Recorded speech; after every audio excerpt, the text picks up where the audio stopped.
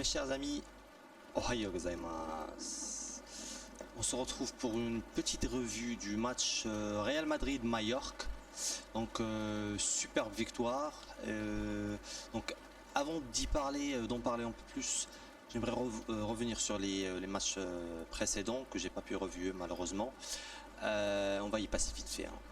Alors Francfort Super Coupe, je m'attendais à un match un peu plus difficile, donc mais bon, ça s'est bien passé. Super Coupe en poche. Puis on a eu 3 matchs consécutifs à l'extérieur contre Almeria, Celta Vigo et Espanyol. Un premier match qui était un peu délicat, je pense. Je sais pas, donc, comme d'habitude, je pense le premier match, les équipes veulent montrer un peu qu'ils peuvent bien jouer, qu'ils peuvent être là, présents et tout. Le Real a connu un peu de difficultés sur le match, il y a eu beaucoup de changements. Ancelotti a essayé plein de changements, surtout au milieu. Casemiro n'a pas joué, donc il y a eu Tchouaméni qui n'était, je vais pas dire qu'il n'a pas bien joué, mais il n'était pas en confiance. C'est normal, c'est son premier match et tout. En parlant de Casemiro, il est parti au Manchester United. Moi premier, j'avais cette peur de tomber sur le cas Makelele et d'avoir un gouffre. Parce que, faut pas se mentir, hein, Casemiro, il y avait différence quand il était là et quand il n'était pas là. Donc du coup voilà. Et ça d'un point. Donc j'avais cette peur qu'on s'y retrouve pas, qu'il y ait vraiment une grosse faille derrière. Surtout que bon, Varane n'est pas là, Ramos, ils sont tous partis quoi. Il y a Militao, on dirait que c'est un joueur qui est au top forme quand il joue avec certaines équipes et parfois, je sais pas, il est à la ramasse et tout, mais bon. Mais ça reste que, voilà, au gros match, il a toujours été là. Donc au gros match, il est là, il sait faire ce qu'il a à faire. Alaba, impeccable. Bon. Je vais continuer à parler des joueurs après parce que il y a certains points qu'il faut éclaircir par rapport à des joueurs spécifiquement. Donc voilà, Almeria, Celta Vigo, Espanyol, 3 victoires consécutives en dehors, donc à l'extérieur. En attendant que le Bernabéu n'était pas prêt, je pense. Voilà. Après, on enchaîne avec Betis. Qui était leader hein, avec le Real Madrid. Donc ils avaient gagné les 3 premiers matchs et ils sont au top. Là, Iago Aspas, il est à 5 buts, donc voilà, ils sont au top. C'était limite, mais bon, on a su s'imposer quoi et tout. Après, il y a eu la Champions League contre le Celtic.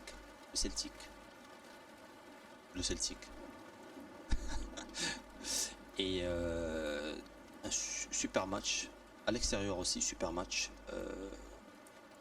Mais malheureusement, on est tombé sur le souci que beaucoup de Madrilènes avaient. C'est la blessure de Benzema là qui a surgi. On va pas dire que je l'attendais, mais on le pressentait parce que le Benzema il joue les 90 minutes, 95, 96 minutes en entier quoi. Il sort jamais, il est jamais remplacé, même quand le Real mène au score, même quand le Real mène 2 buts d'avance et tout, jamais il est toujours là.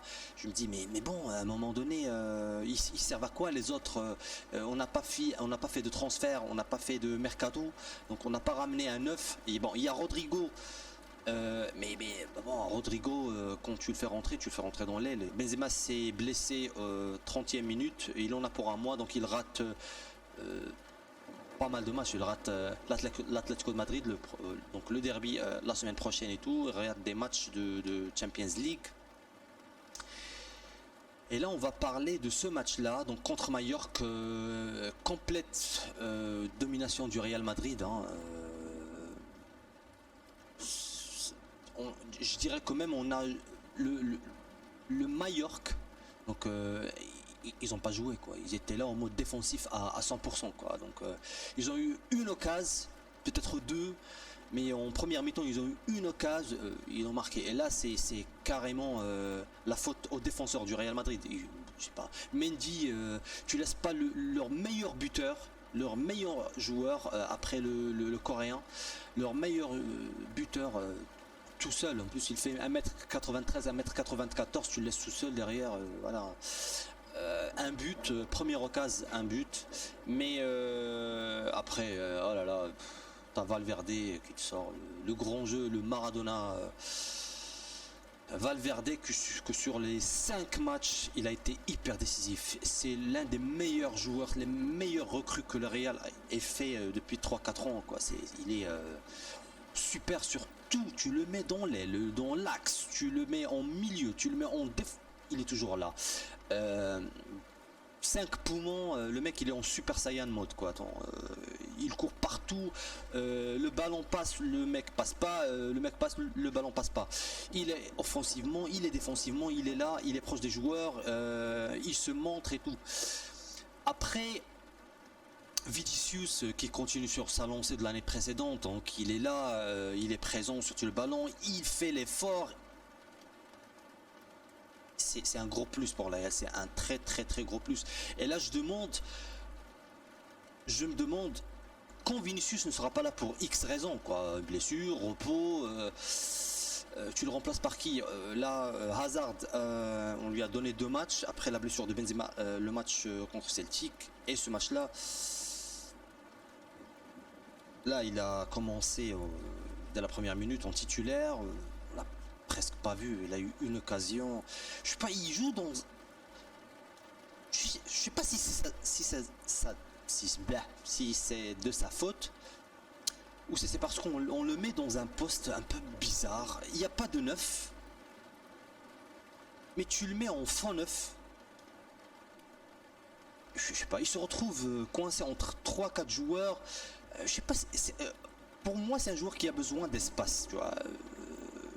Après il y a Vinicius à gauche, on le tente pas à droite, je sais pas pourquoi on le tente pas à droite. Il y avait Valverde qui fait un très beau match avec Lucas Vazquez, parce que Lucas Vazquez quand tu le mets tout seul, il va pas couvrir comme un vrai défenseur quoi.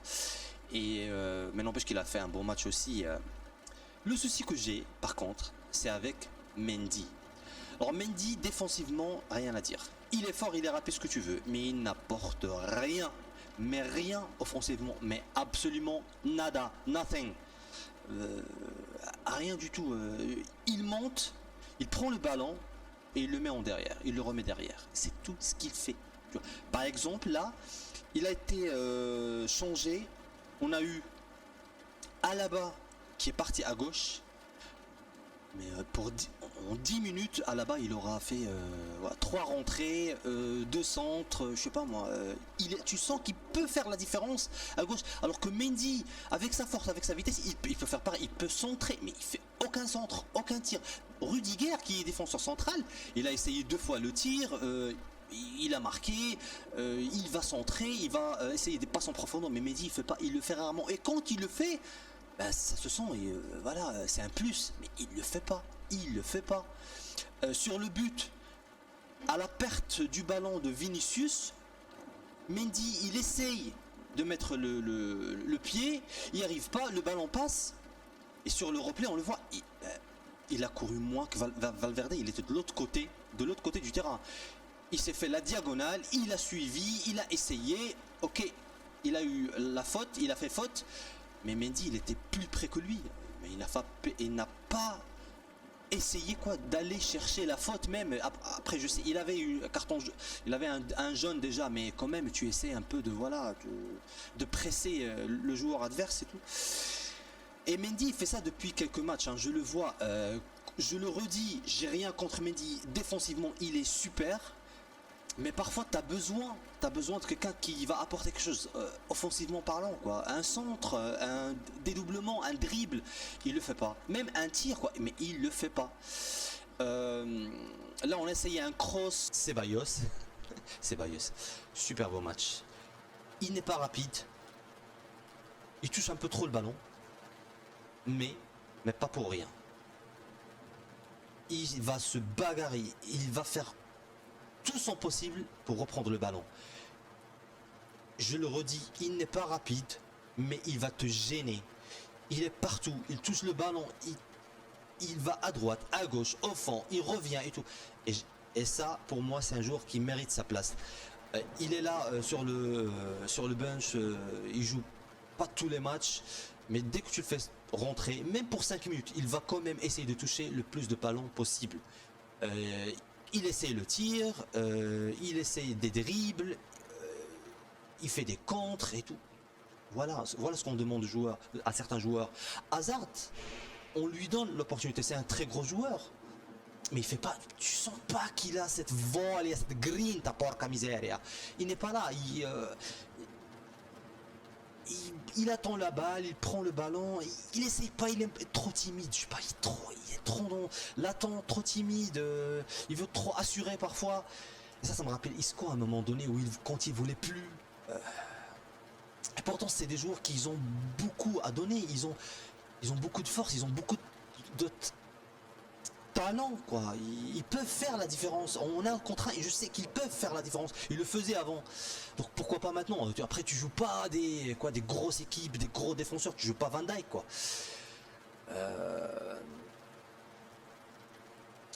Modric, comment en parler et ne pas parler de Modric là je parle sur les 5 matchs. À 38 ans, le mec, il est en mode sénile, quoi. Attends, le mec, tu vois, il surélevé à un autre niveau. J'ai jamais vu, hein. Et je regarde le foot depuis, et j'ai jamais vu un milieu terrain à son âge faire ce qu'il fait, hein. Mais il est encore au top du top niveau, quoi. Le mec, il te sort des ballons de fou, il te fait des buts, il te score des buts de malade, quoi. Benzema, il était au top aussi. Alors c'est vrai que depuis la rentrée, donc depuis le début du championnat et les matchs, on sent qu'il n'est plus physiquement à la hauteur de ce qu'il a été l'année précédente. Après, je le redis, le mec il joue trop de matchs. Il y a des matchs où ça y est, le match était fait, 2 buts d'avance, tu peux très bien le changer, mais il faut donner confiance aux autres aussi. Voilà. Non. On le fait pas, on le fait jouer le match entier. Et voilà, blessure là en un mois et c'est pas top parce que derrière, là voilà, dans un mois, il va rester quoi, 20 jours, même pas 10 jours avant que voilà, qu'ils soient convoqués aux équipes nationales, donc la Coupe du Monde et tout au Qatar. Et voilà, j'espère qu'il n'y aura pas de rechute derrière, j'espère vraiment, je l'espère, parce qu'on en a besoin. Alors ici, on a eu Rodrigo, sérieux, dès la première fois que je l'ai vu jouer, c'est quelqu'un, il est là, tu l'entends pas, il rentre silencieusement et fait ce qu'il doit faire, quoi. Assist et buteur, et quel but derrière. Il élimine 2 fois les défenseurs, pareil pour le but de Vinicius, il va au milieu, il écarte et il donne. Voilà, il a fait un très très bon match. Rudiger, je suis très content pour lui. Tu le voyais à la fin, on le voyait à la fin sur le corner de Mallorca, en train de crier sur les autres joueurs pour le marquage et tout, notamment sur Nacho aussi, où il disait vas-y, il est tout seul, tu le marques et tout. Ça c'est bien, tu vois, ça c'est bien. Parce qu'à la base il était sur le côté gauche. C'est vraiment super, je suis très content. Militao, je pense qu'il s'est un peu blessé ou il est fatigué. Chouamini n'a pas joué, c'est bien, il faut les reposer les gars, il faut les reposer. Kroos, je l'ai vu au début, je lui dis pourtant Kroos tout seul, non, il a assuré, vraiment. Très content pour Kroos et tout, très content pour Kroos. C'est vrai que dernièrement on a tendance à dire voilà, il est devenu un peu trop long, il y arrive plus contre les équipes un peu hyper rapides, mais voilà, il est là quand tu le mets, tu peux compter dessus et tout. Ancelotti pour une fois, il a fait des changements à la 60e minute, je suis content, finalement, voilà, on va pas attendre toujours la 80e minute pour voilà, dire ah la merde, je suis dans, voilà, il faut faire des changements, donc c'était bien. On a Atlético Madrid la semaine prochaine.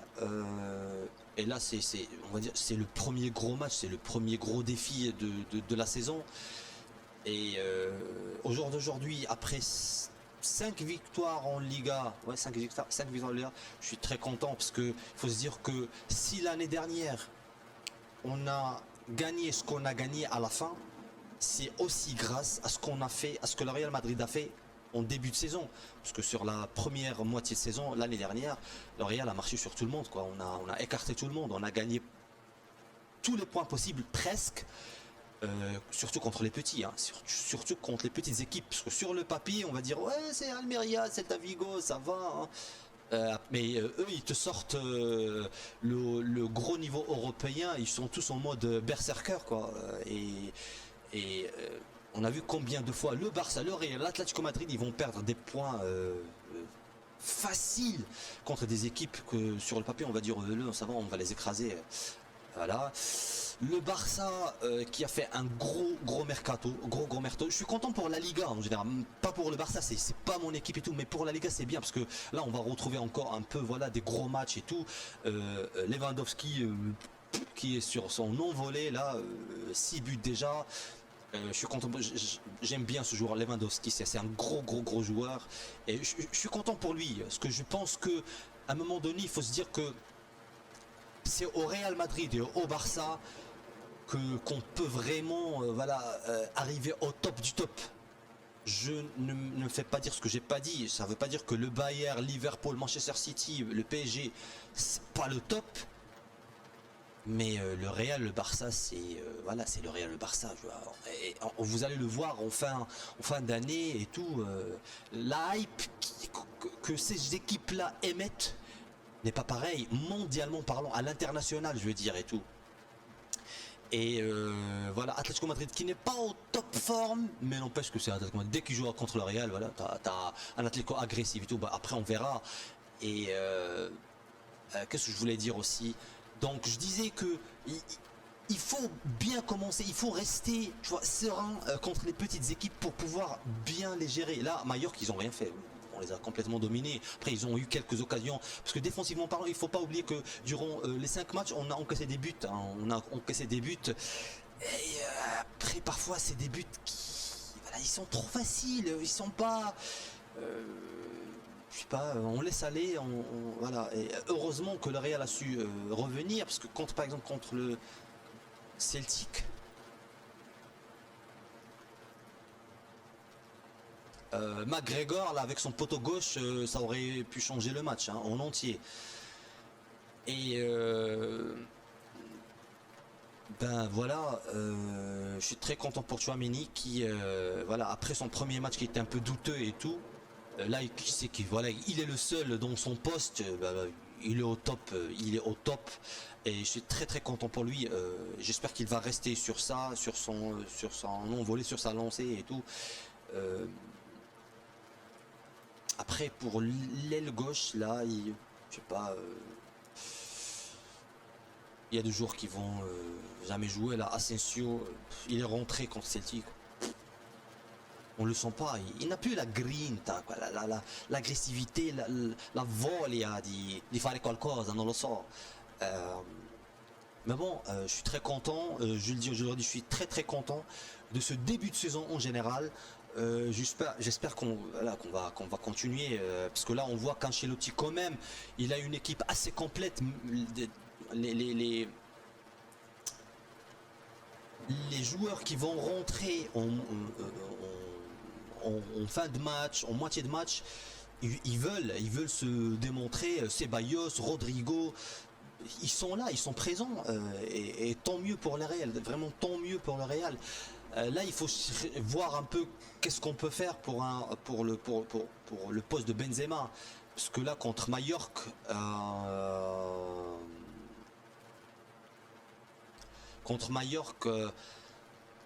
bon, c'est pas Manchester City. Là, on l'a vu l'année dernière, quand Benzema s'est blessé, il n'y avait pas de neuf.